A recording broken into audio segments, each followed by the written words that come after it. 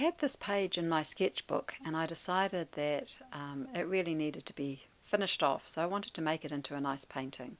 So I started off with some collage and picking collage papers that have some of the colours that are in this page. So, and I stuck them down, and basically I'm putting these down because they're going to just provide some lumps and bumps on the surface. There might be the odd little bit of detail that is left in the final painting, but really they're just edges that are going to catch paint and build up a surface that isn't entirely flat, and that's why I'm putting those down. So just gluing them on with some gloss medium, and then using my stencils I'm coming in with some dark paint and I'm kind of creating shapes and just moving, sort of blocking out areas of busyness and putting in sort of flat paint over the top. And I'm going to sort of mix up a little range of colours that will sit with the colours that I've already got, and I'm just sort of creating shapes and just seeing what will happen really. So just continuing on with this, carrying on with stencil shapes over the top of other stencil shapes, looking for those nice edges, those interesting curves and lines and flat areas, and just building up the layers. And funnily enough, I seem to have managed to mix up the same colour as the jumper that I'm wearing. So life is becoming art. Anyway, making these shapes and just seeing what's happening. And kind of, while I'm doing this, I'm kind of looking all the time for something that catches my eye that I really like. And while I'm doing this, I'm not finding much that's doing that, so I just keep adding on shapes and waiting for that to happen, trusting the process that at some stage it will. So now we've gone into pink and just bringing in those light colours, lightening it all up a bit. And there are some nice shapes that are coming in now. I'm quite liking this, the contrast between these flat colours and the underneath sections that are still visible with where the inks have been. So drawing into the paint now, bringing in some line. The paint's still wet, so I'm sort of able to scratch through it a little bit and create some interesting marks and sort of rough up the surface a bit, integrating colour that I have underneath in the lines that I'm putting in over the top. And then I mix up this, and I'm going to get some texture now by scraping this dark colour over, and this is going to pick up all the little lumps and bumps that are on the surface, and I'm going to get some interesting textural effects with this. But it's also going to make the whole thing look very muddy. So the next thing I need to do is mix up a nice clear colour and start mixing that on. But I've mixed up this yellow, and while I quite like the yellow, because there is a little bit of yellow in the painting, I actually think it's a little bit dark, and so I'm not seeing a design coming through. So that's not working hugely well. So then I think, okay, let's go dark. I'm going to go with the red. So I mix up some of the red and we go with some big shapes. At this stage, I'm sort of feeling that things haven't worked so far. I haven't found the directions. I'm going to try something completely new, and that's why I'm doing something really big over the top.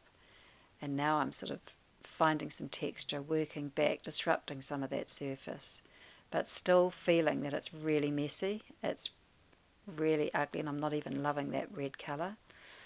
So now that I've got so much of that red colour, that sort of light green would work quite nicely with it. So I put a bit of that on, and I go back to that yellow, and I'm working away with that, and it's still pretty messy, and I'm not loving it, and I'm not finding a direction. And so I keep exploring. I'm mixing up a slightly darker green, trying to bring out the green, making that more prominent, trying to find shapes, And I'm sort of starting to get a little bit of a design happening, but I'm not loving it. It's kind of too similar in places. Some of the shapes are the same size. Bringing the yellow back in. I'm just exploring and trying. Just experimenting and seeing what will happen. But everything I do, I undo. You can see me doing it. And then I rough it up again and with the comb. And now I'm coming in with the light pink. I'm trying to find some design, but what actually is happening is that my studio is very cold. It's sort of late afternoon and nothing is drying, so it's kind of frustrating. Anyway, I come in with some more dry media coming in here, pencil and pastel, disrupting the surface, but it's just making it busy again.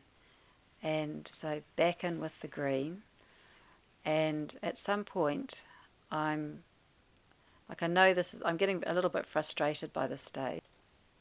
And I'm making really dumb decisions, like putting that yellow right in the middle of the painting.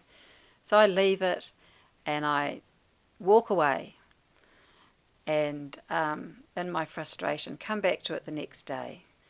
Now, the next day, I mix up some this minty green and I just work into the whole thing. The painting's dry, so I can find these shapes. It's not getting all muddy. I'm getting my nice crisp edges, which I like. And the whole thing just works so much better. And I'm liking some of the effects that are sitting underneath that I'm leaving, and I'm liking the sort of softness and the calmness of that light green that's coming in. Now I'm sort of deepening up that green. I want to sort of make the green a little bit more of a hero, so I'm putting some more of that colour on and placing that around the composition. And it's all going swimmingly well at this stage. I'm liking the shapes that I've made, keeping it quite simple, and I've finally found a design, and now I'm coming in with some detail. So hooray! At last I can see the light at the end of the tub. So having established the design, I can just keep adding these details. And so I'm just putting little bits of paint on and then smudging them and just leaving little marks, which are quite nice, and just seeing how they go. So light on light. I'm not really affecting the design at this stage. I'm just creating nice little interesting bits and bobs on the thing, and then it's done. And I was really pleased with it in the end. I don't think it's overly busy. It's got lots of interest in it and surface effects that are lovely up close. And here are some of the up close details that you can see. You can see the collage underneath has created those sort of edges that come through in the paint. And just the building up of layers creates a really interesting surface. So all's well that ends well. You just have to give it a break and come back and start afresh.